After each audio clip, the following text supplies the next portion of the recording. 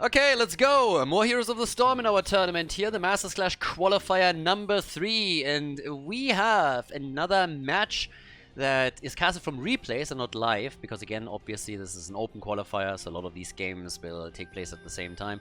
Is another quarterfinal match, and we have Team SoundLess going up against Inting for Ruby. And on the left side, Hydra is playing Rexa. We got Shamzik on Towers of Doom, our first map in the Heroes of the Storm match. On Brightwing, Nenopio on Reyna, so Ice Cream on Diablo, and Farlander is playing Sylvanas. Nox on the right side for Inting for Ruby is playing Anduin. We got the Fish on Uther, Hat on Tychus, Mind Talk on Hogger going into the Journeyman Cooking on level 1. And Baby Houdini is playing Dehaka. Yeah, Inting for Ruby, they played in some of the previous tournaments too. And let's see what they can pull off this time. We had them, of course, in the past in Division 1 of Heroes Lounge in particular. It's kind of cool that more Heroes Lounge teams are now participating in these open tournaments.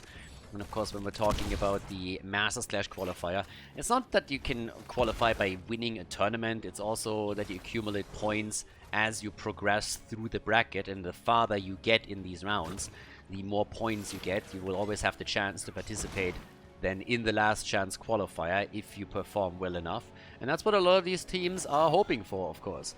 So we're going to check out what exactly the red team can pull off here. We definitely have a favorite with Team SoundLess, and their aggressive playstyle is something that is still a lot of fun to watch. But let's see what the red team can do to counter that. Now we got an auto attack build again for Tychus. It's a bit more popular lately. We got the Predator and the Advantage at level 1. Of course, you can still play around the grenade build that we still see also a lot. Tychus just in general is a bit more versatile in regards to his builds. And damn, Sir Ice Cream gets bullied hard. If not for Brightwing in that last second save, that would have been an easy kill, and the end of Dibbles could have been the first blood for them. So not too bad. Uther instead goes down in the middle as he gets ganked. Down at the bottom, it's all about the pumpkins that we're seeing here. But yeah, Uther down. And now we have the rotation of Sir Hydra up to the top. But a bit of action at the bot lane as Diablo's engaging in again. And Mind Talk still dies.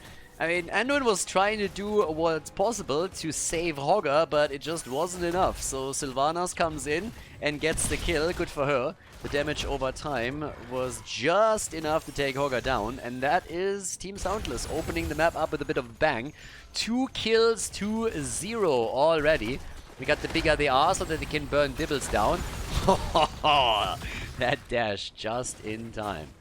Now Hydra at the top is moving in. Fish is still stunning that out, or at least trying to. So yeah, they got the double support. The Uther main tank, of course, for the red team. I've seen a lot of that lately again.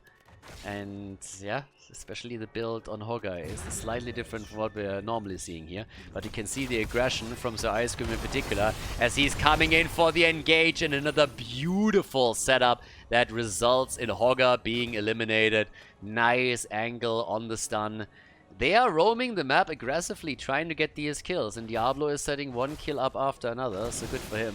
So now we have another setup here in the middle as they're trying to do the same thing once more. Baby Houdini already afraid and popping the burrow early, but Fish was able to help out. Top left, top right channel is now about to be initiated for the two teams as they're going to split those two altars. 4 shots fired, but down at the bottom, it doesn't really seem like they're going to try and do something about it. And no, indeed they're not. So we got 32 points on the core against 36. Yeah. Hogger likes the golden cock as he rides proudly into battle with it. But off we go. We have at this point still up at the top, Baby Houdini doing his thing. Also have now even a bit more wave clear. I mean, right now, as you can see on the level 7, we got the taking flight. Another trap being set up. I mean, honestly, with the traps that they're setting up the entire time, it's just like once again the hope that they can get an easy kill here and extend that lead that they already hold. They have the level 7 talent, and now they're making a play for Anduin.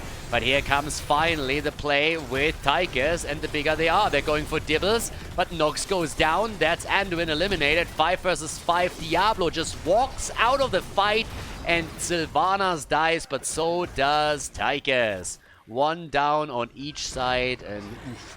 Team SoundLess, with the aggression that we're used from them, just move in for kill after kill after kill. Now the good news for Inting for Ruby is that they were finally able to get their own kills, so they're fighting back at least. But they are having some trouble. Not only did they lose 2 heroes, but they also lost the camp, which is of course what the teams were fighting over in the first place. So it was another good engage that we just saw from Team SoundLess. And aggression is their trademark. You gotta be ready if you're going up against them, that they're coming in with an invade on a camp that you would normally not expect or that most teams would not go for. Down at the bottom of the map now with 2 altars activating, we have nearly level 10 for Team SoundLess. If they are able to get just a little bit more experience, then they might be in a position where they can capitalize on a level 10 ability and using that to lock both of the altars in. For now, it's still just a fight as they're hoping for another setup, in this case against Mindhog's Hogger. That didn't really work. The channel attempt by Hydra also thwarted by Baby Houdini. And Farlander gets that channel. No! Yes, he gets the channel. He gets the channel. Anduin nearly interrupted it. But the first channel is through, and now they will have to allow the second one too, because they're just too close to level 10. Heroic abilities are such a big threat, you won't be able to fight against them. So rather eat the 4 shots instead of just trying to fight YOLO into the battle. They hit level 10, completely murder you, and then get the channel anyways. Now we got the heroic abilities, and there's a lot of snowballing going on with this one. So at least the early setup is starting to become tricky. I mean, it's the best of 5. So some people might still be a bit confused because in the previous qualifiers, best of 5 series started at the semi-final. As I mentioned, this is a quarterfinal. But because we had a few less teams that signed up for qualifier number 3, the organizers decided that we would play all out in best of 5 since the tournament is split over 2 days. For the teams, that's of course kind of nice. It's always more telling who's the better team when you're playing a best of 5 series compared to a best of 3. There's nothing wrong with that. But at least in the first game of this series, Team SoundLess is murdering. That Apocalypse not necessarily needed. I mean, kind of forced them to retreat and they couldn't chase. I don't think they would have done it anyways. The level 10 is just now in. Honestly, seemed like Diablo fat-fingered his ability a little bit. Either way, now that we have not only the Divine Shield up, but also the Light Bomb for Anduin, they might be able to make some plays.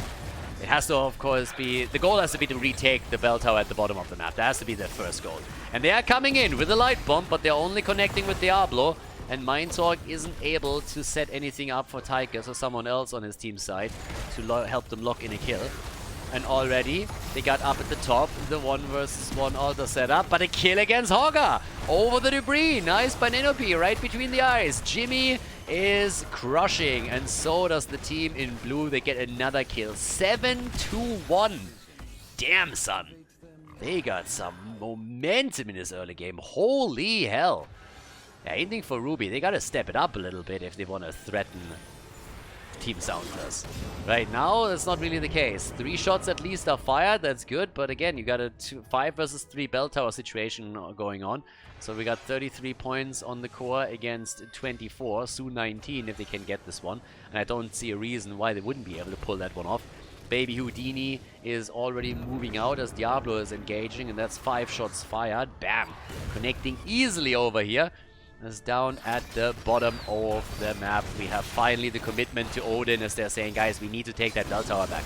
That bot lane control is just too much of a problem, especially with pumpkin camps now taken all over the place. You cannot lose the bot lane control. You need to bring it back.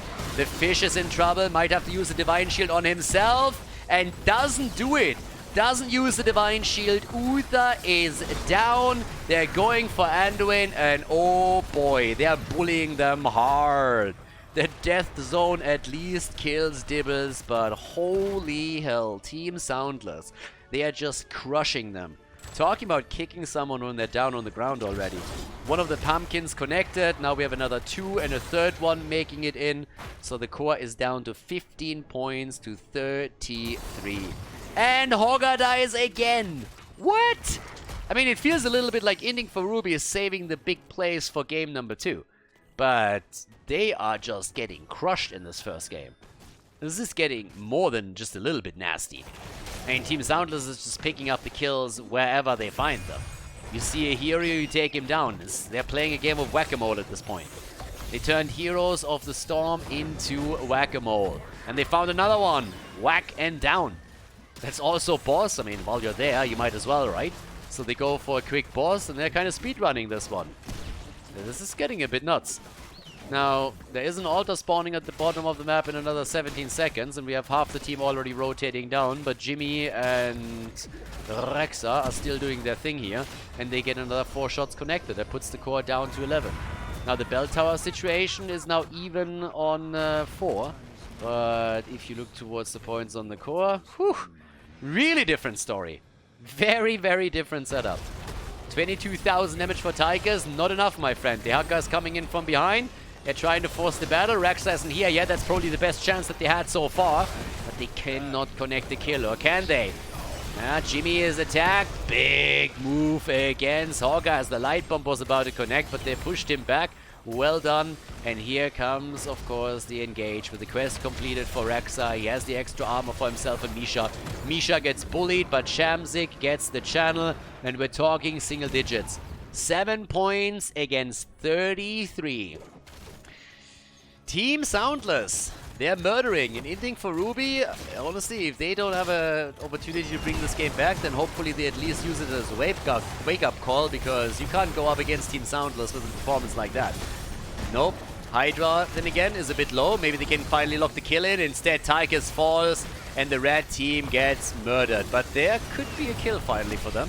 They're taking the camp, don't they? No, wall stun. There's one kill. Rexa, no. All of them died again. How do these guys just get kill after kill and nobody dies on their end?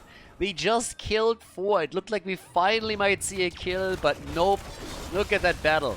For just a few moments, it seemed as if Team Inting for Ruby could get the camp, maybe get a kill, but instead it's once again Team SoundLess that grabbed those kills. 15-2 now in total, and they're of course going from camp to camp, retake the bell tower at the bottom.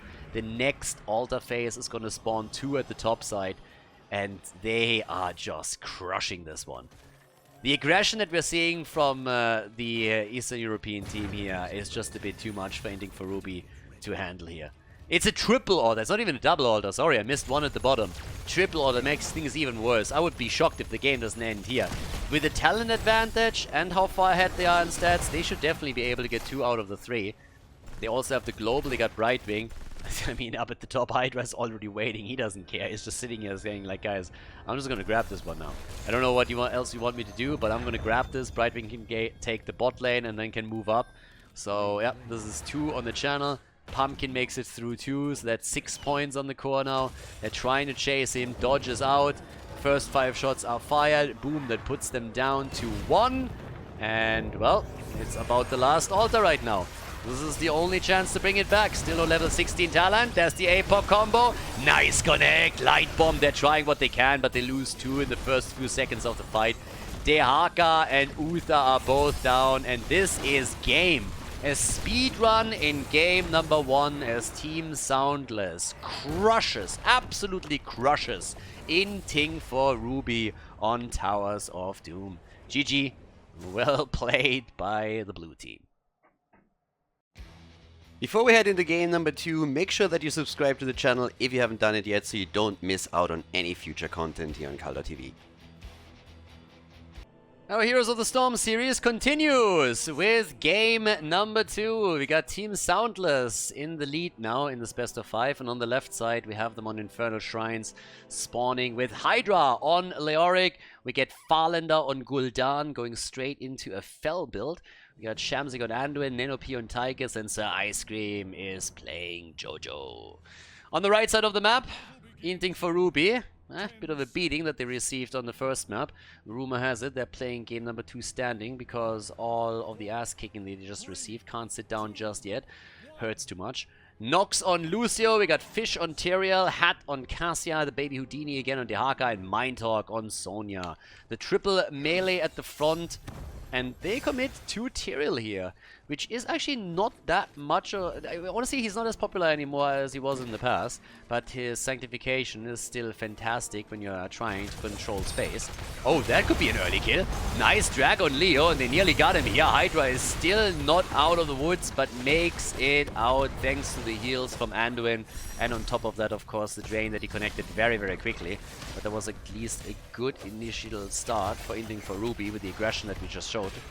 But they're also looking for the ice cream and they get some extra damage in. We have with Lucio this time a more mobile support than in the last game. Sonya, of course, also great on the map with all of the slam bam that she brings on this with the smash build. And yeah, let's find out if Team SoundLess can make this an easy 2-0, or if Inting for Ruby just woke up after game number 1 and is now in a position where they can maybe force a victory here, or at least make this a bit closer. Because again, game number 1 was a beating, was an absolute beating. That draft didn't work out at all for them. The Inting for Ruby just didn't stand a chance there. They lost control of the game early, never regained it. The aggression that Team SoundLess is known for was just a bit too much for them to handle, and they just didn't really seem to be ready for it. So now that the first game is over, maybe they were able to adapt a bit. They have with that triple front line definitely a lot of heroes that can protect Cassia, so that Het is able to get the stacks connected and get the damage in. But there's of course a lot of wave clear available for Team SoundLess. A fell plane build for Gul'dan, we've seen that a bit more now too, is going to be able to get a lot of that wave clear out, and they have Leo plus Jojo on top of that. Choke point battle is already happening. Tyrael is starting to move in from the top, but is a bit late to the party. It's still Inting for Ruby, who claim victory on this particular camp and lock in the second one. Now level 4 abilities are ready for both of them. That gives us a Neil Peasant again. We also got the Bound by Law for Tyrael, and so often the Inner Light. There's a bit of a setup topside. Baby Houdini, is he going to get the drag? He gets it, but he's not going to be able to do too much against Hydra. If the minions would have been destroyed at that point already, that would have been the dream, of course. Would have allowed the towers to do a lot of damage to the hero. That wasn't the case. Instead, we're now seeing the Haka topside attacked by Tychus as well, but Lucio is already on the way to assist a little bit. And they're starting to chase them slightly. Or at least they were trying to. But we are 2 minutes and 30 seconds into the game, so we have the first objective announced, and it's time to face the music. Nobody really committing to anything big just yet. We don't have a single kill in the game. Both teams are making a play for their Shaman camp, so there's no surprises here either. In an ideal world, you want to get the early level 7 so that you have an advantage over the Shrine. And that is where the Haka can really make a difference now. If the Haka starts to get the extra experience and then globals in, they might have a chance to force an early level 7 fight in a 5 versus 4 situation. So there's an opportunity, and the Haka is now busy at the bottom of the map, whereas Leo is rotating towards the top to help out here. So that should give them a bit more experience. So there's a chance for Inting for Ruby to capitalize a bit on the advantages that their draft give them. But off we go. The Haka in the middle, getting another wave. Mind Talk, he can't fall. They need to keep everybody alive up to the point where the Haka is part of the fight. But the problem is that Team SoundLess has a lot of experience as well, and they're gonna get their own level 7 in time.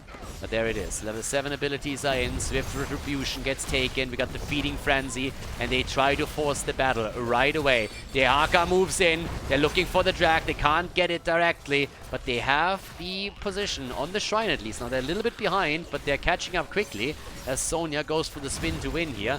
Baby Houdini still trying to keep the opponent at bay, and they're stopping Jojo as much as they can. Level 7 talents now on both sides. 15 to 16 stacks, insanely close here on the first objective now. The quest completed for Gul'dan, so he's able to really pump that level 1. But we have them in the lead. Team SoundLess, they want the Punisher. Mortar Punisher is going to be the first one, and they're starting to go in. The drag not connecting once again, and Inting for Ruby in trouble. They are low, they have to fall back, and I don't think they got the cooldown ready here either.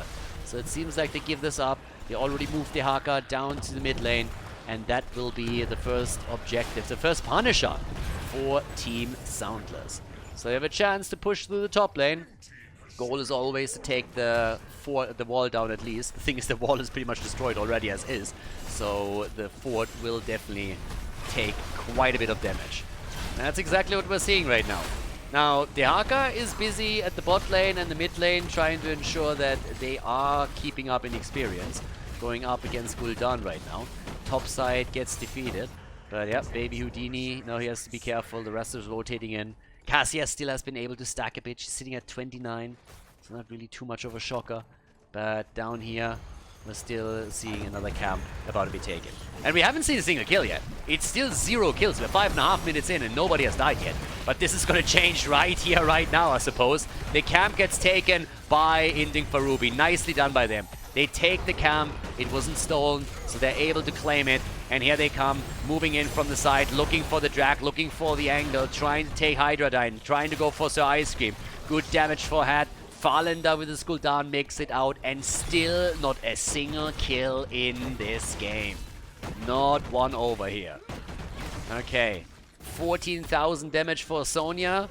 19,000 for Tychus. And can they use that camp to push? They actually try to steal another one away. Look at the experience lead that they hold. This is really the value of Dehaka that they can capitalize on now. They have Dehaka in a position where he was just able to soak more experience on the side lane, and that gives them an early level 10.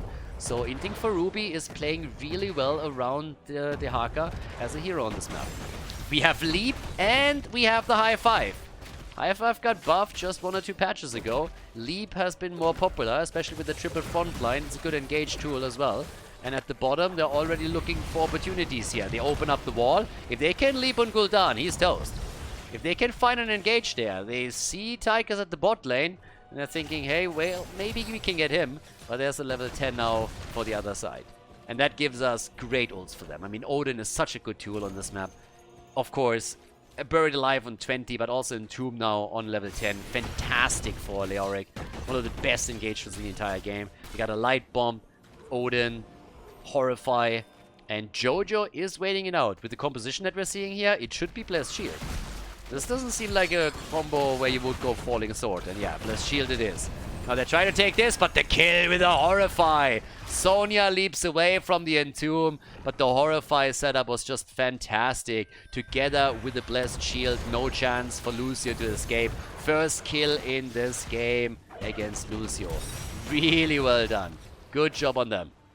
But okay, can they follow up on it? I'm gonna try and get something down at the bottom of the map. Here's also a quick glimpse at the experience. You can see how Dehaka is fairly ahead of Leo, sorry. As they are both at the side lane for most of the game so far. A bit of more poking is now coming out. The minion experience is heavily in the lead for Inting for Ruby. I mean, heavily. That's where they're currently holding it. Oh, Light Bomb! And can they follow? Sanctification! Oh, clutch! What a clutch Sanctification here from Tyrael. That could have backfired hard. Thanks to Tyrael, they just kept everybody alive. It honestly felt like 2 of them would fall, but Tyrael's Sanct was on point. The problem is that he used it now, which means he won't have it available for the fight on the Shrine. And that's a problem, especially since we're now again seeing Tychus with Odin right away. Leap into the backline. They go for Anduin. The isolation is there. Falender. Oh, they get the kill. Gul'dan is down, and so is Anduin. Both of them destroyed. The counter kill against Sonya. Johanna falls. Tyrael does too. What a slaughter. 3-2. What a slaughter. Check this one out. The leap in the back first and foremost, then the isolation, and they are just following up with kills. Thanks to Cassia, thanks to Sonya. They get the initial 2. It turns into a bit of a fiesta on the back of it, but boy do they do work. 3 kills to 3 now, and we are seeing a totally different game from what happened in game number 1. Inting for Ruby is definitely back in this series. Yeah, very, very different game from what happened on the first map. Towers of Doom was a total beatdown. Over here, Inting for Ruby is fighting more or less on eye level with their opponent now. Quick jump onto Leo. Yeah, the 13 synergy now for Gul'dan with a level 1. 13 also ready for Tyrael with a Law and Order over here. And here we go. Yeah, Tyrael, that high and mighty jerk. I mean, honestly, if you think about like which hero in this game would you try to grab a beer with the most? I mean, Tyrael has to be at the bottom of the list somewhere. I guess Tychus is probably pretty high up. Leo's a bit too much of a dog. I honestly wouldn't want to drink a beer with him. Say hello to your sister for me. Yeah, exactly. That's what I'm talking about, my friend, so shut up. He is, isn't he? 3 kills to 3. They nearly took the bottom 4 down. So, yep, there we go. Still the rotation of Leo towards the top, trying to match Baby Houdini as the Haka is waddling from lane to lane. And bam, off we go. Camps are taken again. But as I said, the question is still, can you go and get that bottom fort? It's 1 hit, maybe 2 hits, and then you have it. So they're trying to go for the camp. That was a nice move. But here's the fight. Horrify! Oh, Sonya! She leaps out and gets away. The Sanctification also used. Lucio still has the high 5 up. Quest completed for the Haka. And Odin gets popped and the team runs away. This must be the most annoying feeling ever when you're popping Odin and then the fight's over. This is like, aww. Like, but I wanted to do something. Yeah. Sad Tychus. Sad Tychus. That's a cooldown burn that didn't do anything for you. By the time, once your opponent really sees the mech come down, they're just like, yeah, fuck that shit. We're out of here. That ain't happening. Goodbye, boys. See you later. Half a level to 16. The next talent could kick in soon. Baby Houdini busy in the middle, defending all of the camps again. And Sonya up at the top right, doing her thing. Yeah, trying to get the camp for the team. Bottom of the map, they finally took the fort down, so good for them. Yeah, nice job. Damage output, by the way, 29,000 for Cassia. Top damage in the game right now. Oh no, actually, Tychus is ahead of her. And Gul'dan is close. So, yeah, Cassia has to get some more stacks together if she wants to get that position. We got level 16 talents in. So, there we go. And that should give them the advantage over the objective. Not really. It's not really working with the window here. It's not even announced yet, so there's plenty of time for Team SoundLess to get their own talent. They won't be fighting anytime soon until they have the experience. So maybe Inting for Ruby has a chance to push the top lane and escort that camp in, and seems to be what the game plan is here. Yeah, if they can capitalize on the level 60, it would be great, but as you can tell, the blue team already has it. So it's not really a lot that they can do. And we have more Fel plays. So the Rampant Hellfire after the Fel Armor is now both in. And also a bit more of a grenade setup for Tychus. There's the objective. Objective number 3, everyone. And we've got 3 kills to 3, a level lead for Inting for Ruby. The global players have been neat so far for Inting for Ruby. And they still got the Haka at the bottom and he can do his thing. Now Leo wants to engage and he's starting to move in. If he can start with the Entomb and they can follow up on that, then that could be an easy kill for Team SoundLess. And that's of course what they're looking for here. But yeah, the Haka is still in the middle. He is trying to make sure that they have even more of a lead in experience. If you're ahead, get farther ahead. Right now, Mind Talk is coming in. There's Baby Houdini. They need to make the play for the objective now. 3 kills to 3. There it is. Odin is back up. Horrify used. Jump with a leap into the backline again. Trying to get the kill. Hydra is low. He's in trouble. But they save him. They save him. They barely save him, but they do. So Ice Cream is also low, but he already popped the fountain and comes in with a blessed shield on the retreat. Couldn't use it as an engage tool. Trying to save the move out. And the N2 misses. The N2 misses, and we got 63 stacks on Cassia now. So Cassia is starting to work on the damage quite heavily. Yeah, Hydra is moving in again, but they already lost a lot of the momentum that they had. Odin is over. No more Odin for them, and Sanctification still hasn't been used. They still got the Sanctification, and here we go. Sanct gets used, and they're making the engage. So Ice Cream gets saved, but it seems like this time Leo just doesn't have as much luck. Hydra is down. Jojo survived. Leo will be back, but they are gonna suffer in the meantime. And Fish is a bit low. He's low on mana, he's low on hit points. He might even sacrifice himself here and try to get some explosion value at some point. For now, they are ahead in kills, and they're looking for it. High 5 could also be used. There's another drag. This time, the leap! Oh, beautiful combo. A beautiful combo, and there's the explosion value from Tyrael. He gets some of it in. Tyke is down, Tyrael down. They try to go for Mind Talk, but they help him out of the fight. 27 stacks against 13. They're getting closer and closer to another objective. It's a 4 versus 4. A great Entomb over the wall. Can they capitalize on it? It doesn't seem like it. They get the Horrify through, but where's the follow-up? It's not there. And here comes the Punisher. Big fight, but the kill against Cassia, nice! Well done, Team SoundLess. They love to be aggressive, and they once again showcase that they react well in moments like this one. 5 kills to 5. Still the level lead that we've been used to from the beginning of the game for Inting for Ruby. But oh boy, what a game here. Big plays being made on both sides. And once again, Baby Houdini on the way down to the bottom of the map to get the experience and hopefully also parts of the wall. But Nanopi is there. Tychus is there and is trying to take that one out. But now we got 78 stacks for Cassia, so all of these prolonged fights help her, of course, to stack her level 1. Yeah, but the level 20, that's the big one. With level 20, you need to do something with it. So either they have to try and go for the top fort, or they should try to push the bot lane. Either way, once you got your Storm Talent advantage, try and capitalize on it. Baby Houdini is one of the reasons why they were able to pull ahead in the first place.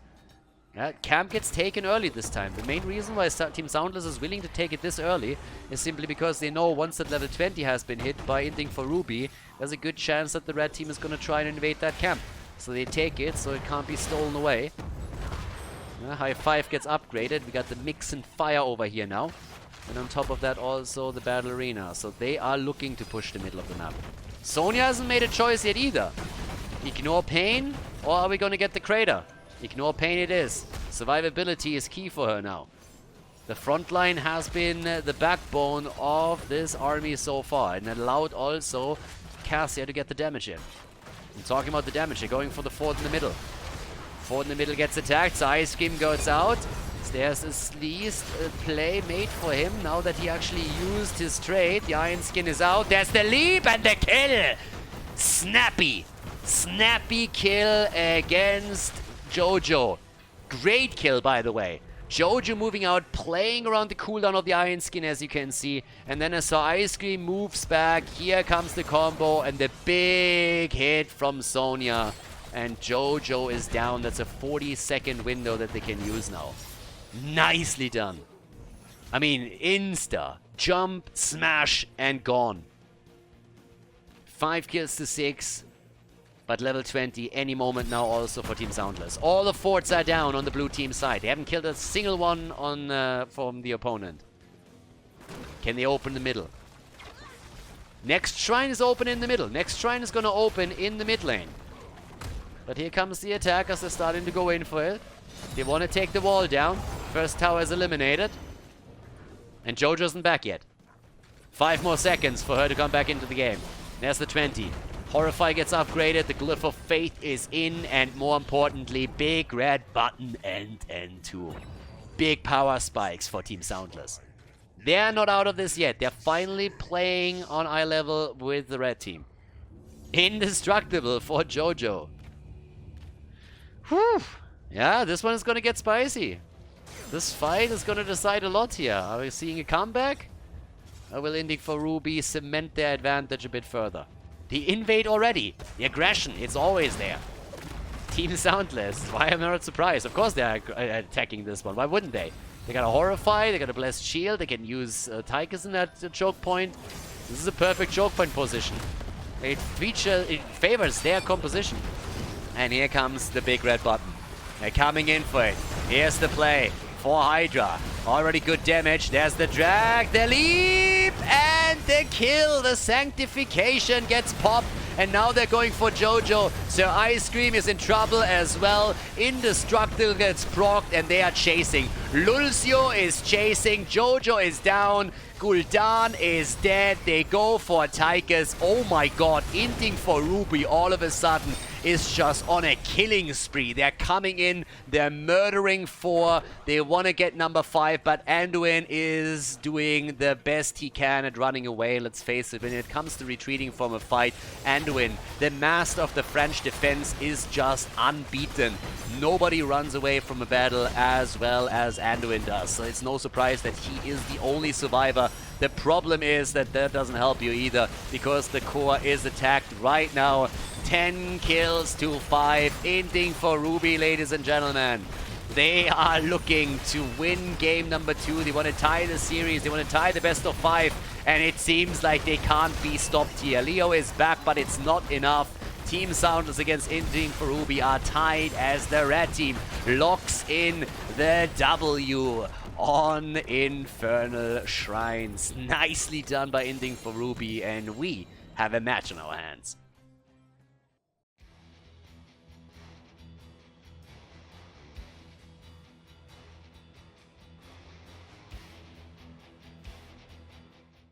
Game number 3 in our Heroes of the Storm match. We got a series on our hand. The series is tied, and we're on Sky Temple. On the left side, Team SoundLess with Hydra on Sonya. We got Farlander on Falstead with an auto attack build going into the Season Marksman on level 1. So Ice Cream with the Nubarak, Nenopy on Sylvanas, and Shamzik with the Old Man, Deckard Kane. Towards the right side of the map. Again, Lucio being played by Inting for Ruby. We got Mindtark on Pogger. Fish on Uther as the main tank. So we got that double support Uther main tank setup again. Hat on Hanzo and Baby Houdini on Diva. The Bird with a quick fly into the middle, making sure that they get the vision here. Also Nubarak in this case now, with the Regeneration Master on level 1, so we're gonna get him with additional hit points once that he's done with his stacking. And the Sylvanas factor is obviously something that you should never underestimate whenever you are playing on Sky Temple, because it can easily lead to you getting some structure sniped when Sylvanas gets in a good position, and structural control is everything on this one. So, yeah, there it is. Now, with Falstad, since we have quite a few heroes in the front line, it's going to be also a bit of a question of how much he can stack this, because an auto attack Falstad can be pretty impactful. So Ice Cream, the entire trap is set up, and then he hammered the buttons a little bit too quickly, so that burrow charge went nowhere. It's always one of those things when you're just sitting in the bush the entire time and you're eager to finally make a move, and then this happens. Now the 1 minute mark has of course now hit, and that means that the camps are up, and immediately we have a play for the Siege Giant camps as the teams are moving in for it. Sonya is still rotating, has been starting to do this from the beginning. Spin to win, baby. Yeah, and there's a Siege Giants coming through. Okay. Last game was pretty cool. I was a bit worried after map number 1, I'm not gonna lie. It was a bit of a beating that Inting for Ruby received there, but they definitely redeemed themselves in the second game. Now, game number 3, we'll see which team pulls ahead here, but this series definitely has some potential. From the audience perspective, at least. So, we'll see what they can do. There's a couple of these Division 1 teams that are really teams I feel that can, with a bit more training and experience, get a bit farther ahead in these tournaments. Inting for Ruby is definitely one of them. We've of course also been talking in the past about some of the other teams here that we have. Rage Quit Gaming would be another one to point out here. But teams that mainly played in Heroes Lounge in the amateur scene before, and now are slowly starting to peek in a little bit more frequently into the tournament scene itself. The Shielding Potion on level 4 for Deckard Kane, no Ruby in this case. We got the Hammer against for false stats, so he wants the lane sustain, which helps him a lot on the bot lane now too, of course. And the camp at the top already pushing in, the blue team not taking their own bruiser camp with a chance for a push, but it's that pesky Sylvanas every single time. Sylvanas shutting this down just a little bit too much, not allowing for any players here. Now they're also making another move over towards the next camp. And, well, let's see what they can pull off of that. So, down at the bottom of the map, Farlander. Okay, let's go. I mean, well, this is a little bit slower. Well, actually, Hydra. I can't help myself. Hogger is stupid and fun at the same time.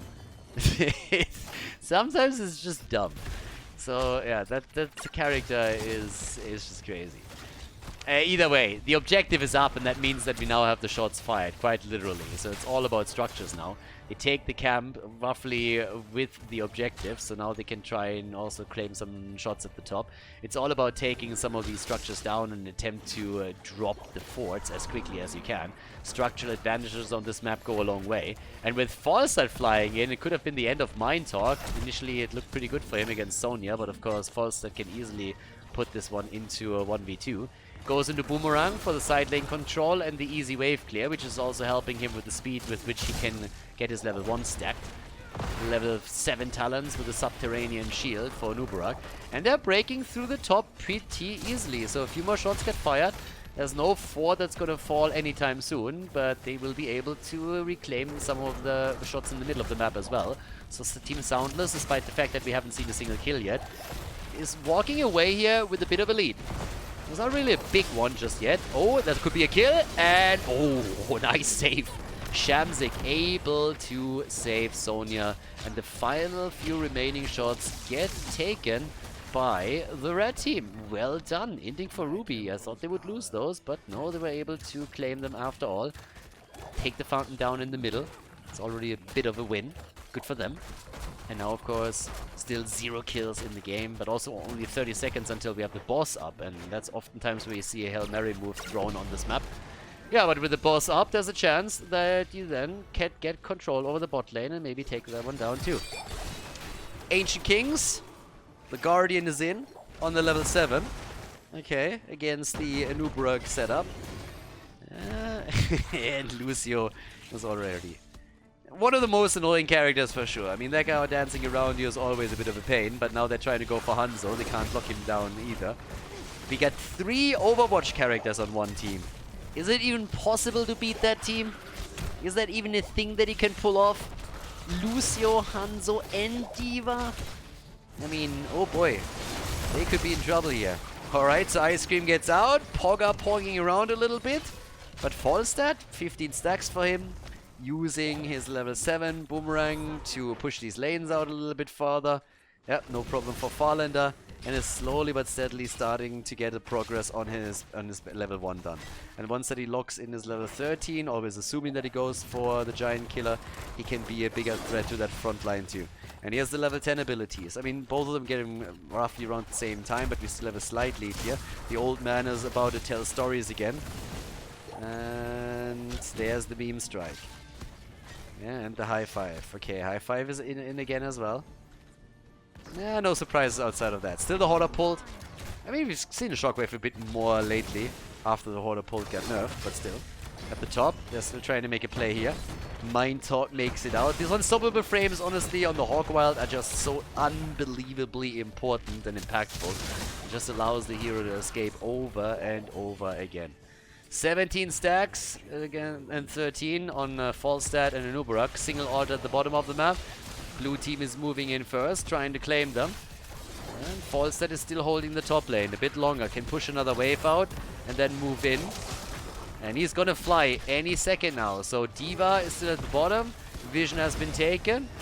That fort at the top lane, if Falstad actually decides to stay, he could maybe even take that one down. But then, of course, they have to give up the points at the bottom. The bird is flying in, and here comes the engage. 5 versus 4. D.Va gets pushed away, and the rest of the team gets chased out. Nox barely survives. Meme Strike is out, and they can't get a kill. Team SoundLess, they were trying to isolate them. They used... Oh, the bird is dead. The bird is dead. Falstad gets once again fried and put in the KFC bucket. The chicken is ready. Enjoy your meal, baby. But they really tried to isolate them. They used the Mighty Gus to push D.Va back and just leave it a 4v5. Hanzo jumped out, but they still couldn't get a kill.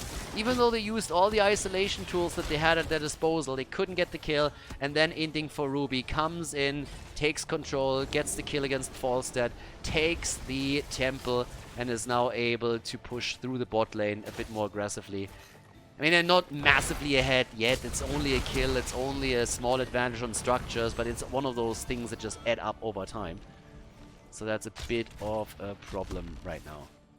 But again, let's see how it plays out. Nobody could go for boss. It's not enough kills. You might try and get the Siege Giants here. They sniff a Nubarak out, so they know where he is, but they also have at least some vision over the top of the map. And there is no contesting this, I assume. Falstad, well, he has the Gust. He has the Gust, but yeah, they're making no play here. They give up the Siege Giants. They say like, alright, whatever, let's play this one out. And Sonya is now escorting the camp towards the top lane as they are trying to at least get that fort damaged a little bit further. But it's more of a slower map compared to the first two that we had here. Yeah, but there they go for Nox. Okay, they're trying to make a play for Hydra. It's a 4 versus 1. Falset comes in, gusts, and that gust didn't do jack shit. That gust did nothing. Yeah, Sonya is down, and she's like, really? Really, bro? Are you serious? Problem is that baby Houdini at the bot lane, he would love to pull a Houdini here and disappear, and that's exactly what he does. Yeah, Nubarak wants to follow. Yeah, but there's the defense. And it's still a kill against D.Va. Nice. They follow up, they get the kill, and now they honestly still have a chance to go at the bottom and take the fort down, but the ping has been made, and the call is there. Make a play for boss. As long as D.Va is down for another 20 seconds, they feel like they have an opportunity. They used a lot of their heroic abilities, and I'm not sure if they can do that. I am not so sure that was the best move here. They were maybe a bit over-eager. Because they are showing, they're saying, guys, we can fight this. And Gust isn't back up for another 8 seconds. Okay, so they're coming in. Cocoon has been used. Gust in 4. But Farlander is about to go down a second before he has the Gust. Oh my god. And Nubarak is dead. That's a triple kill. And the boss is stolen. The boss is stolen. Mit Ansage. That's a disaster. Falstad was 1 second away from a Gust. The bird down just as the Mighty Gust is available again. And then they make the play for the boss and they lose everything. They just killed D.Va and they could have taken the fort and they decided to go for the more risky play. They thought that they could burn it down a bit faster and I don't think they realized that the death... I mean, again, everything kind of turned against them. The death timers were just not big enough yet. D.Va coming back, everything turning against them. Now they lose the double shrine at the top, at the bottom. That results in the fort being destroyed. The boss still active at the bot lane. Structurally speaking, they are absolutely crushed right now. Big issue. Really, really big issue. 5 kills to 1. 16 any moment. They are losing so much ground now. That hurts. Honestly, that really hurts. That's one of those frustrating moments when you get a bit greedy, you think you're in a good position, and then that happens. With Hogger now moving topside and them holding a level 16 talent, they're forcing the fight. If they get more kills here, that's going to be a disaster. Yeah, there's again, they're zoning them, they're trying to go for Hydra. Look at Shamzik, the old man gets bullied once more. Pew pew, D.Va with a kill against Deckard Cain. The Overwatch heroes, they are taking it. Damn. 6 kills to 1. Top is taken. They're starting to take this wall down even without the objective. Sonya is trying to reclaim some of the position in the middle, but oh boy. Yep, 29,000 damage on Hanzo. 24,000 for Sonya. Guys. I think teams are, honestly, I think they're a bit tilted right now. I would be. They just gave this away. They had the lead and they just simply threw it away. Went a bit too greedy, slightly misplayed, bad call, and now they're suffering the consequences. They gotta recover from this one, and it's not gonna be easy if you think about the situation on the map. I mean, look at the minimap. Not a single fort has been destroyed yet. Granted, the top fort is about to fall. If anybody gets close, they will take it. But, well, structure control is everything here. And they are suffering on that end. Epicenter has now been picked. 16 versus 16 at least. But with the vision of the blue team at the bottom, or at least 2 of the blue team's players, instead they're now going in saying like, you can attack that bot lane, that's fine. We're taking that top position, we're taking that camp, and then we're pushing for your keep, because we have a double camp push now. We have 2 camps pushing in, and we are going to try and take that keep, or at least damage it. And that's a great position to be in. I mean, they got the aura. Sylvanas, of course, is playing a factor here as well, so you shouldn't underestimate her. They shouldn't throw, and they fall back as they see that there's a 5-man commitment being made. But, yeah, they are dictating the pace now. Inting for Ruby dictates the pace of the game. They're dictating where the blue team is moving. But a team fight could change it. Team fight could bring it back. 1.5 levels. The advantage for Inting for Ruby is solid. And it's a double objective again. The problem on this map is simply once that you fell behind in structures, you can't trade evenly anymore. You can't go temple for temple. It just doesn't work. Eventually your core is going to fall. It's not even about the core, it's about the keeps first, because then the catapult pressure starts to mount up too. And they are so far behind that all that they would get is a fort or two. So trading evenly here is a problem. And the boss is up in another minute as well. So the best chance is take a fight, get some kills, and try and get the objective plus the boss. If you can pull that one off, one of the big plays, then you're in a decent spot. And Nubarak needs one more stack and then he has the extra hit points. But they're already in trouble on Hydra. He is pretty low here, but the kill against Uther, nice! They get the Uther kill, he didn't use the Divine Shield. Cocoon in the back line against Hanzo, but the fight isn't over yet. A lot of the players on the blue team side are already low. But it's a 5 versus 4 now. That was the first step in the right direction. Team SoundLess is starting the comeback. They're trying to. They used all the ults in the last fight. And Uther's down for another 30 seconds. There's the extra hit points for Nubarak, but Sir Ice Cream is low. And D.Va moves in the Bridge of Death. They can keep him alive though, at least for now. They're trying to zone. And Baby Houdini, bam! The explosion kill against Sonya. Well, because we don't see them all that often, let's check that one out again. Well, it's one of those plays that Blizzard doesn't want you to see. Blizzard doesn't want you to see these plays. That's why they always come in there just saying like, no, black screen. It was too dirty. The play was too dirty.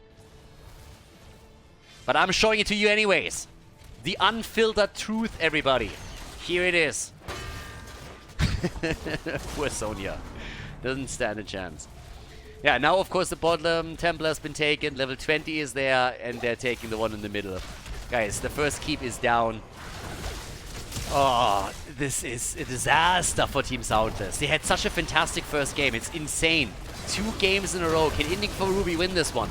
Sir Ice Cream is low, and he's about to fall, but he's able to make it out.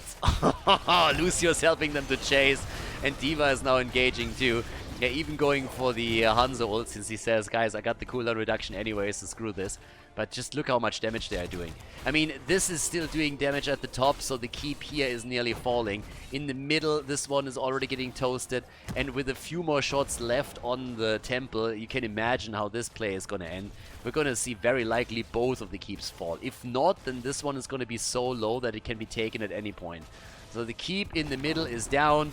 And now the damage at the top. They're going for the boss at the same time. It's a total disaster now. Yeah. The boss play is the last one that's possible here. It's actually surprising to me that Inting for Ruby is giving them the chance to fight this one. Gust is ready.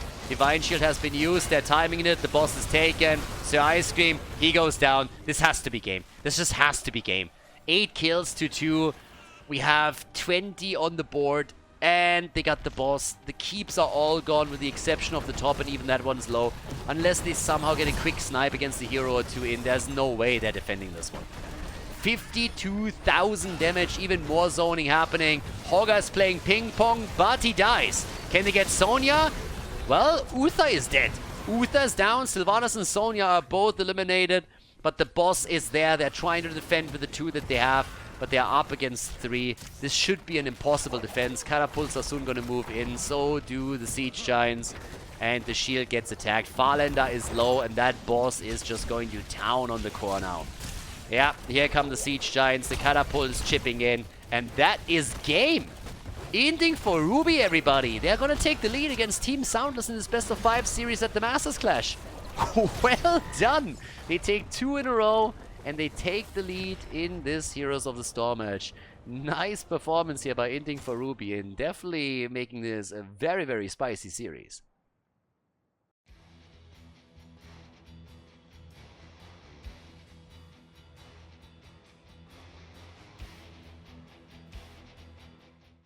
Tomb of the Spider Queen is the 4th map in our Heroes of the Storm series, and well, it seems to me that Inting for Ruby, they are looking at this and they're saying like, guys, we got a good system going for us, so let's not fix this, because they went with a triple Overwatch setup in game number 2. It worked like a charm. Game number 4, they're relying on 3 Overwatch heroes again.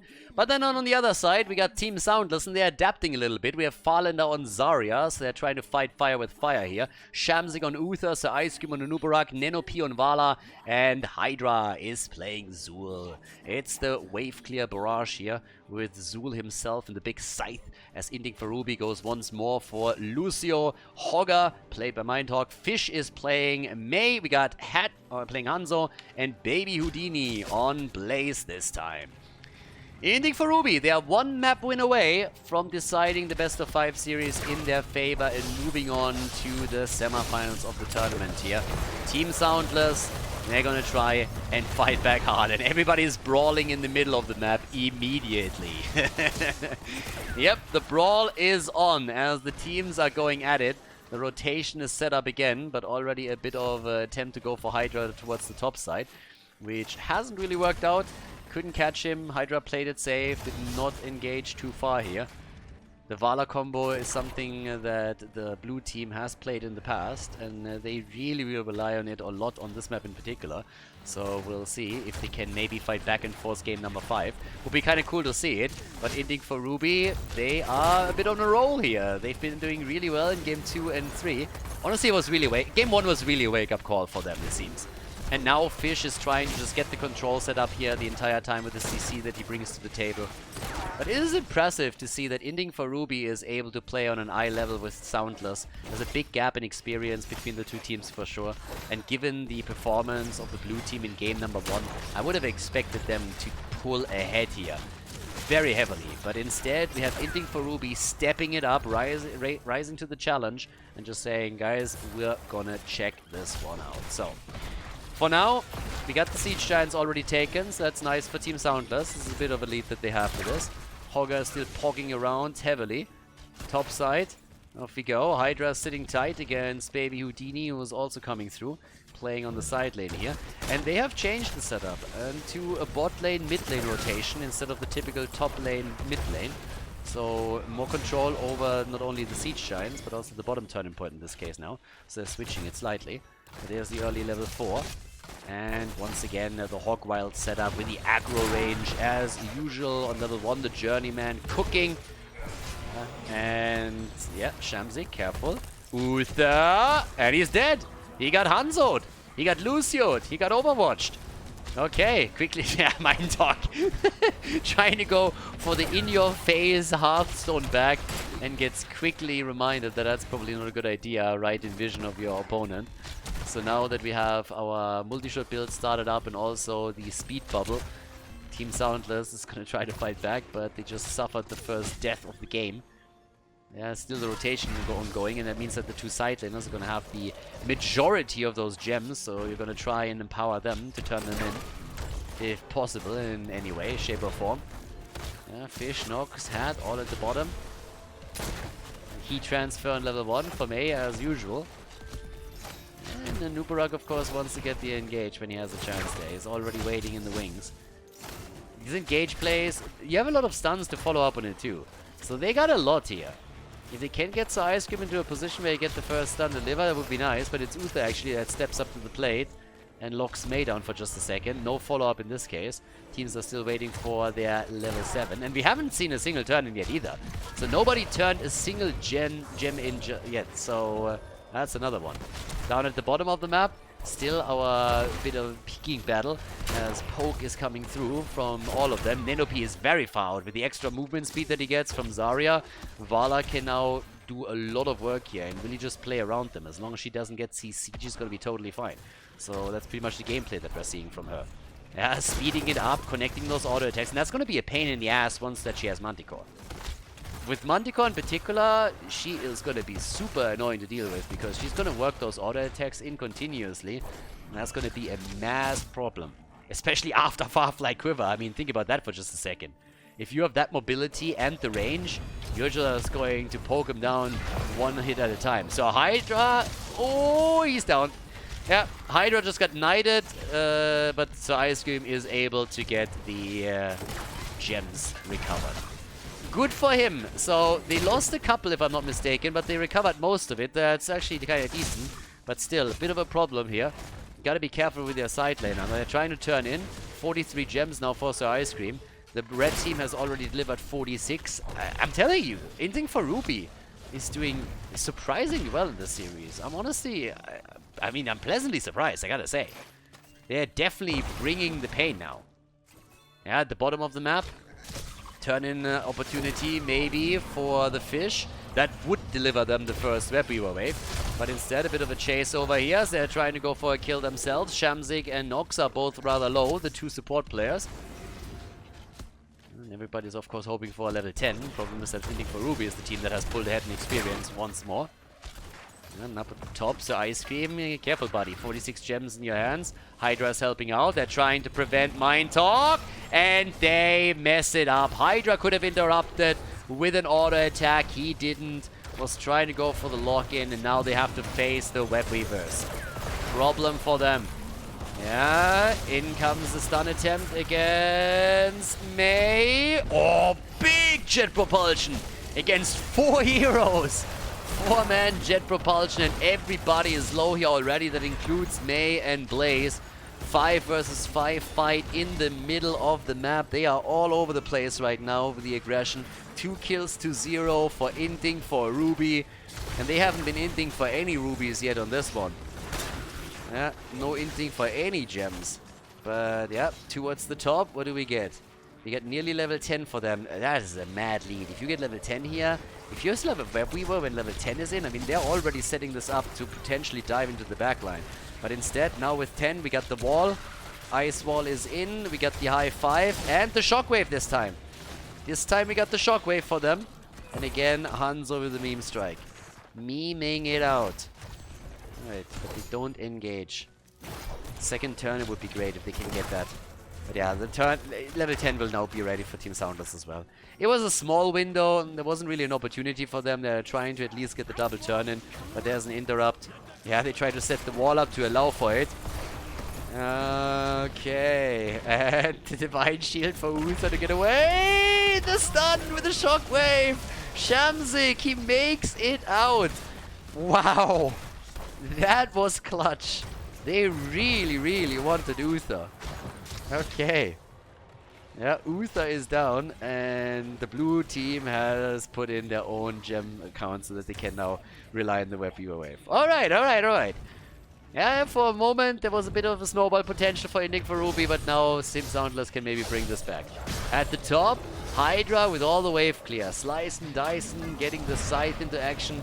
Down at the bottom of the map, they're trying to escort the Web Weavers in. So far, no ult for Zul. Yeah, there we go. Poison Nova is taken. And they're trying to break the wall. Okay, it's party time. Let's go.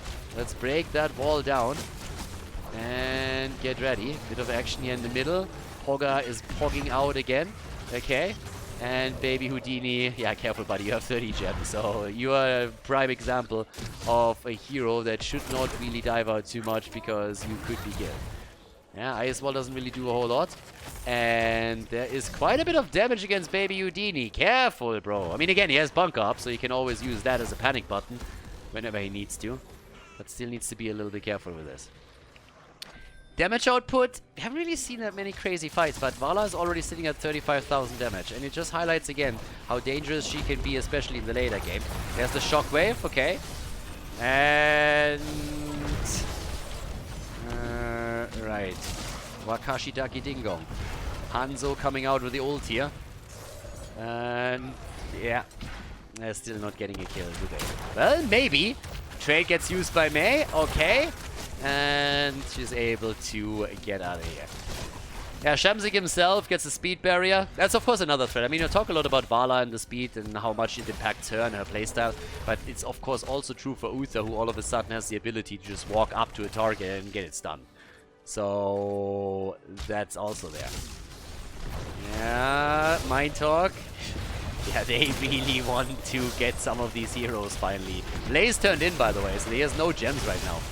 No gems for him. Hogga with the Pok play. Vala with a strafe. And there we go again as the Ice Wall hits nothing. Hits nothing. Whatever you want to say about Mei, she doesn't know how to build an Ice Wall. So that's that. Okay. 13. It's kind of amazing to me that we didn't get more kills. A lot of those guys really, really are looking for them, right? And are hoping to get attack set up. But maybe the turn-in this time for them. 14 for Farlander. And they are not making a move at all. They are allowing this. Hydra is the one with the 21 gems. If he gets those delivered too, then it is a web weaver wave. And they should be able to get levels 13 by the time that the wave kicks in. Yep. Yeah, they simply let this slide. I'm actually amazed. They could have tried to interrupt. They could have tried to force it, and they didn't. It's a bit weird. Now, here come the web weavers. The camp has also been eliminated. 13 is ready. Once again, Gloom. And at the bottom of the map, don't really think that we're going to see too much action here either. I mean, maybe Nubara can make an engage, but Baby Houdini is already moving out. Good for him. Isn't overstaying, isn't getting caught here, but now it's all up to the defense. How much can you set up here? Mind Talk. Alright, let's try to pocket out again. Bot lane. This time, Baby Houdini gets stopped a bit. Zarya isn't here for the speed bubble, but Nano P can get some serious damage connected with Baby Houdini, who has to top the fountain. And they're starting to move away from it. But that could be the first fort of the game, and the top and the middle are still being attacked by the web weavers. So that's another 2. There is still trouble brewing for them. Fort is down. Top might fall as well. Blaze is trying to prevent it from happening, but that fort is getting a bit murdered. Down here, Mind Talk is again down, and that is the ult on Hanzo that didn't really have an effect either. Second fort eliminated, and they're already pinging in the middle of the map. All of a sudden, Team SoundLess is gaining momentum in this game. There we go. Yeah. Right now, this is a chance for Team SoundLess to make a big step towards a potential 5th map. And they're trying. Now, there's still a lot of gems in the hands of Inting for Ruby. They can get that second turn in, but let's be honest, Team SoundLess is also still 52 gems. Another 8, and they could get turn in number 3. And they're turning in the gems that they have, and that's the best thing that they can do right now. Make sure that those are safe. Turn in opportunity now at the top. But we have Blaze sneaking in at the bottom. The problem is that Anubarak is paying attention. So, yeah, not happening. At least not for free. And here's Hydra. Swoosh, swish, swoosh. Taking that down, or at least trying to. There's still a lead, by the way, for Inting for Ruby in experience. Hydra is able to get the camp, so now they can try and push this in again. They're getting really close to a potential next turn in. And, by the way, Regeneration Master is one single globe away from being completed. So, there's that. Okay, there's the setup. Hanzo, Waka Waka Ding Dong, but doesn't connect with anything. Yeah, the Hanzo ult is out, and it's a zoning ult. Doesn't connect with anything at all. Here comes once more the bunker. They're trying to go for the poison Nova, and can they follow up? Maybe on May even? Doesn't seem like it. The red team is in retreat, and the camp has arrived in the middle fort. So it's gonna take that down if they're not paying attention. Yeah, that fort is in trouble. So is May, by the way. So she's also in a pretty weird one. And here we go. Let's get it. Come on. There's the quest completed for Nubra. Guys, they're doing so much better now. It's really... We only had 3 kills so far. But it seems actually pretty good for Team SoundLess. The fact is they're still behind in experience. How is that even possible? I mean, seriously, they've taken 3 forts down. How are they behind? Passive experience is ahead by 1,300. They're behind in minion experience. That's the biggest part of it. So Ice Cream gets attacked. And once again, it's time for the Waka Waka. As Hanzo comes in, he does a bit of damage with it, but it's mostly Blaze that sets it up with the jet propulsion as they finally take Uther down. That's the 3rd kill, but now we also have the Manticore talent pick for Vala. Finally, now with the speed, she's going to be able to work in the damage, unless NanoP, of course, gets wrecked in this case. This doesn't seem to be the... fall in the... Fall! No! Zarya is down. Stray for a bit of stats padding over here. That bot lane, of course, is never really going to push out with the web weavers, but the web weavers at least going to stop that push. Top side is pretty similar. And yeah, now it's just a question of when Uther and Zarya are going to be back in final now for 5 versus 5. But Inting for Ruby, as you can tell, they're not done with this. They were starting to fall behind as they are now losing forts all over the place, but at the same time they still hold an experience lead, and now with this push they might have a chance to finally, I don't want to say draw even in structures, that's not going to happen, but if they just take 1 fort out, that's a step in the right direction already. Okay, so there we go. Starting to come into the top lane. Anubarak sitting at the side. Zarya's back. So is Uther. They're going for the bottom of the map. They go for Baby Udini. That's 30 gems. No, not like this. Voila. 30 gems down the drain. Oh, that hurts. Oh, yeah, that can't happen. That cannot happen. 30 gems are eliminated. Wow. That hurts. That hurts a lot. 58,000 damage for Hanzo. 68,000 for Vala. At the bottom of the map, Zul. Uh-oh, uh-oh, uh-oh. It's a trap! It's a trap! No! And he's dead too. Okay, he only lost 11 though. So they go for the boss instead. Do they have the time? Are we gonna see another throw? Are they throwing again?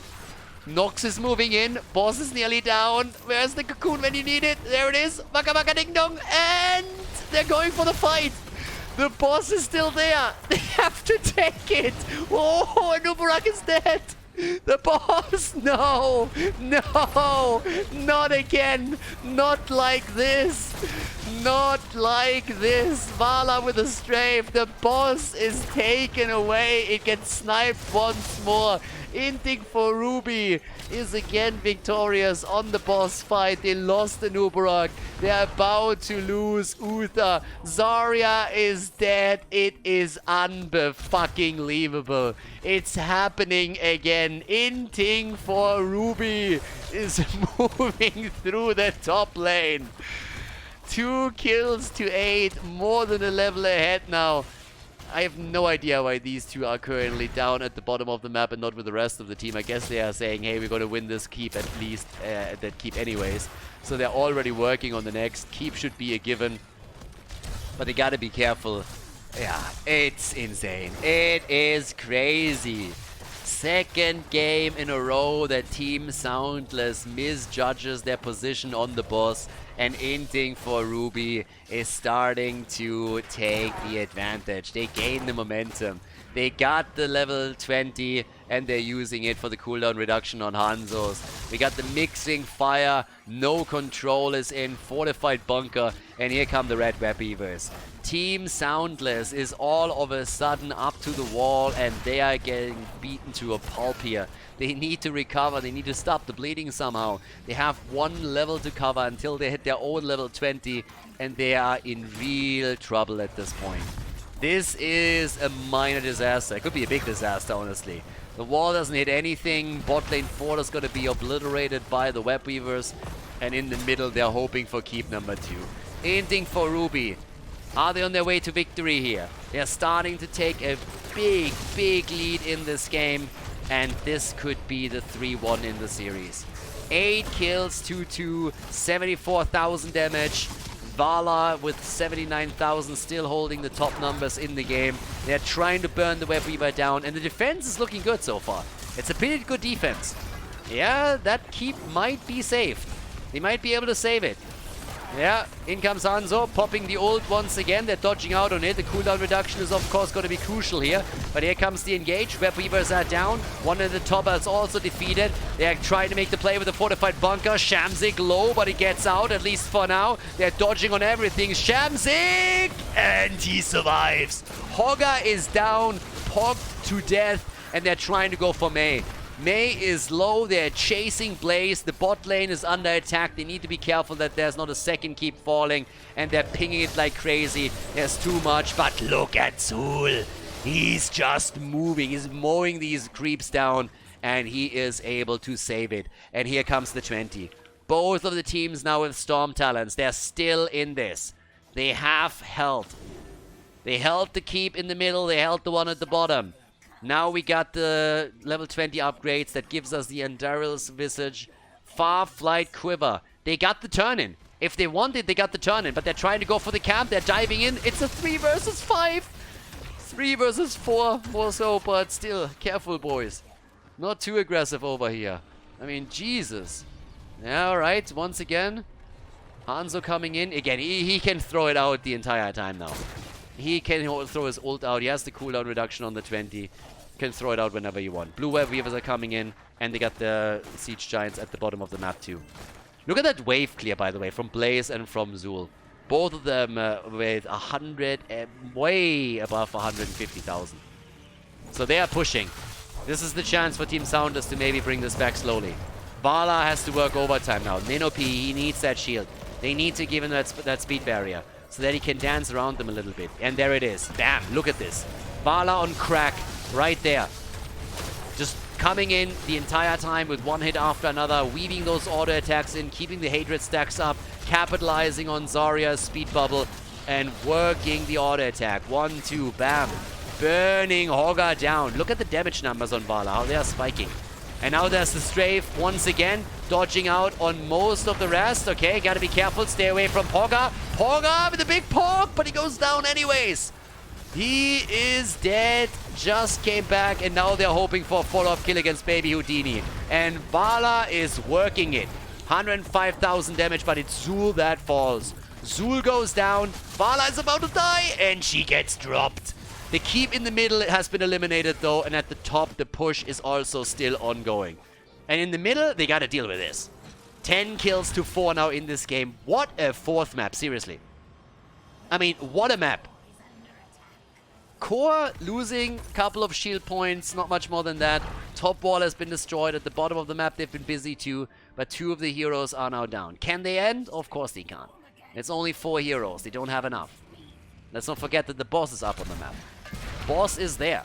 You got the boss. You could technically try and go for that, but of course, do you have the time here? They're trying. And, well, that is a problem. Hanzo is gonna help with this. And are they going to make a play for it, or are they trying to defend? 21-minute boss? I guess they have to. Where's the aggression that we used from Team SoundLess? It's not here. Okay. That is going to be nasty. Guys, this is dangerous. Bot lane is still pushing a little bit. There's also a camp in the middle. Oh, they are moving 2 back. They're moving 2 of the heroes back to defend, and there's the immediate response by Team SoundLess. They are aggressively pushing out. They're saying, like, guys, as long as they are not 5-manning with the boss, we have to take this thing right away. Burn it down as quickly as you can before they are there with a 5-man. And Blaze is not coming. Blaze is defending. They're pushing into the middle instead to try and get the keep. They're playing it slow. They're not trying to end. They're playing it slow. They're trying to use the distraction at the top with the boss to go for the creep in the middle. And instead, Hanzo gets popped and so does Mei. Both of them gets burned down in seconds. No chance for them. Hydra's gonna deal with the boss, and what are they doing? They are still chasing. They are still moving cross map. Are they trying to end? Are they trying to end the game here? The core is falling. Zul is taking the boss down, but the core is at 78% and they're going for it. Team SoundLess. What's going on here? Team SoundLess is all of a sudden saying, guys, let's go. Let's go for gold. Let's bring game 5, but they cannot do this. There's no way. Can they end here? 20 seconds for Mei and Hanzo to come back. They sacrifice points on the core for this move, but it doesn't look like they can. They're trying to burn it down. There's the cocoon. They want to go for Pogga. And, sound barrier. Oh, actually, careful. First of all, sound barrier is not in the game. But they could still try. Yeah, they're pushing them back too fast. Alright, so the idea didn't work. Team SoundLess, again, with a call, a little bit too eager. Over-eager play from them, and they can't make it work. It's a 5 versus 5. But they take the camp.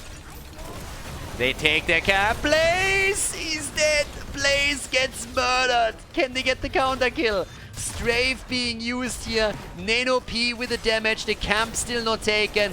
And Pogga is pogging it out, but the camp gets claimed. And MyTalk is eating shit. Vala is coming in and is crushing him. Absolutely crushing him. Uther is down, but he'll be back. And Nubarak is also dead. That's a bigger problem. Instead, they're trying to go for the next kill. If they can get the fish, then they can maybe go for it. And they get him. It's a 2 versus 4. 2 versus 4 in the camp in the middle.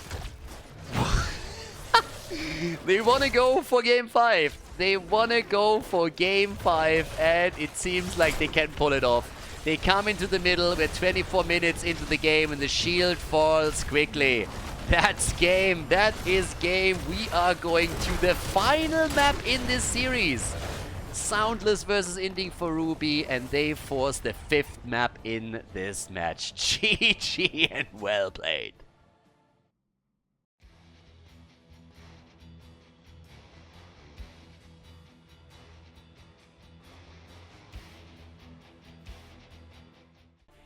Time for the Vikings! Game number 5, everybody! It's here! The final map. They're going the full distance. Inting for Ruby against Team SoundLess, and it is time for the Vikings. Cursed Hollow is the map. The final map in this Heroes of the Storm series at the Masters Clash Qualifier number 3. On the left side, Hydra. On the Vikings, we currently have Neno-P on Jimmy, Shamzik on Stukov, Farland on Sylvanas, and Sir Ice Cream on Anubarak. The 4-man with Sylvanas can push. The Vikings can hold the experience. They got a super awesome setup for a Viking build. On the right side, Inting for Ruby with Nox on Deckard Cain, the Fish on Uther. In the main tank position, we got Mind Talk on Sonya, Hat on Hanzo, and a baby Houdini is playing Zeratul. Yeah, that 4-man is going to be a little bit of a problem. Against the Vikings, it's always annoying that they can hold 2 lanes against your 1. So if you have to split characters away, then the 4-man plays a 4 versus 3. You need to have someone that can rotate easily, so that's what they're going to try and do. I guess we're going to... Oh my god. Zeratul has to rotate against the Vikings and try and take some Viking kills. But Hanzo is dying right away as the game starts. Murdered by Stukov, who comes in with a big slap and takes him down.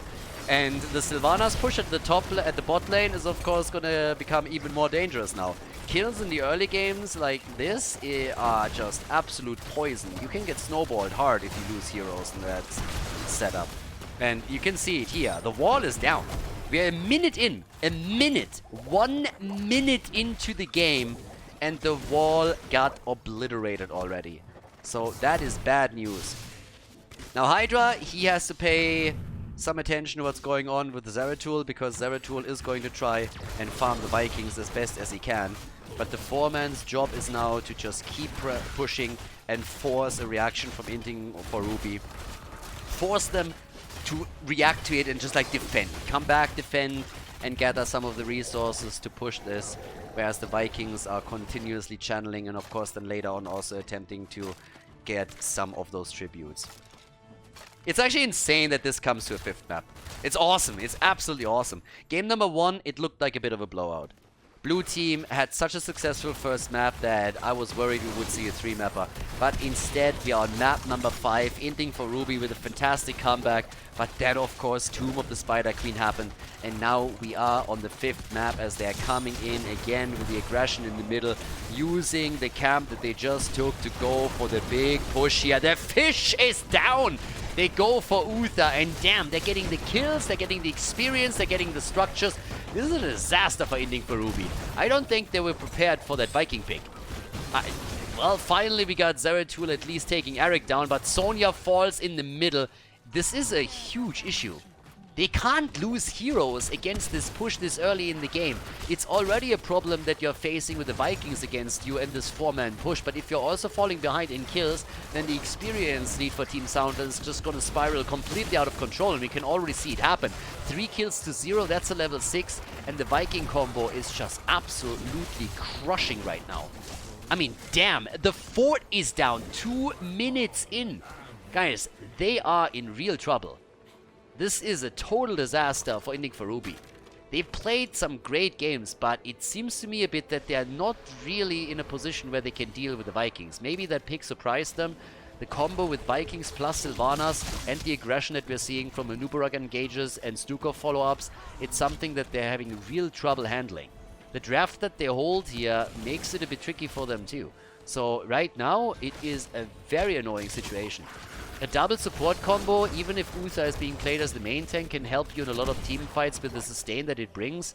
But it doesn't really make for a great global setup where you are able to follow your opponent's channels. And there's another kill against the old man, so Deckard Cain is being eliminated. That's nearly a level lead that we were talking about for Team SoundLess now. And they're going for the first tribute as well. The Vikings are still holding the lanes. Eric goes down, but not even that helps because Farlander's already in the middle helping out since they needed someone to deal with the camp. And Eric alone just can't do that. At the bottom of the map, Hydra is still holding the position. The first tribute has now been taken. And they are... Whew, they're struggling here. I mean, we got also the normal build with the Might of the Nerazim for Zeratul. But look at it! At the top, same play again. And Nubarak engage into Stukov follow-up. It's the killer combo. And even without a big burst damage dealer, even without a mage, they are able to pick the kills up thanks to it. At the bottom, the Siege Giants at least, they did some work and opened the wall. But 5 kills to 0. Oh my god, 5 kills to 6. They got another one. They're still pushing the top. Uther is dead. Inting for Ruby, it seems like they just can't recover here. They can't get a break. Honestly, they cannot get a break at all. And the problem is that now in 20 more seconds, we have the bosses back up on the map. And once that's the case, it could get even worse. Already it's an issue. It's already a disaster. Once the boss is up, you can imagine how much of an issue it's going to be to defend here. Because level 10 is nearly there. The second fort has just fallen, guys. The second fort just fell and we are only 5 minutes in. 5 minutes and 2 forts are down. This is insane. Eric at the bottom was trying to interrupt, couldn't make it happen. But of course, the boss is now being claimed. What else? They might try to take it at the bottom, but even that is a stretch. Because now, after the top boss gets claimed, they're going to move down to the bottom of the map. And I'm not quite sure if they're fast enough. Do they have enough? With Hanzo, I guess they probably do. But keep in mind that Sylvanas can push the top. They can go for keep.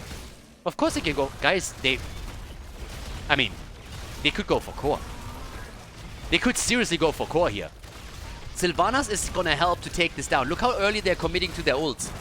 They're pretty much taking the keep down before the boss is here. The keep is at half. The keep is down before the boss is here. They can go core now. They're gonna go core. They're gonna go for the kill and then they're gonna go for core. Sonya is dead. What the fuck is happening? 6 minutes in. Are you really telling me that SoundLess is able to end it right here? They come in with a level 10 ability. It's half a level until the red team has their heroic abilities and the core is falling. Cocoon is out. What is going on? Team SoundLess with a big slap plays in game 5 and they take it with 6 minutes and 20 seconds on the clock as they decide the best of 5 series in their favor. Holy shit. What an insane 5th game.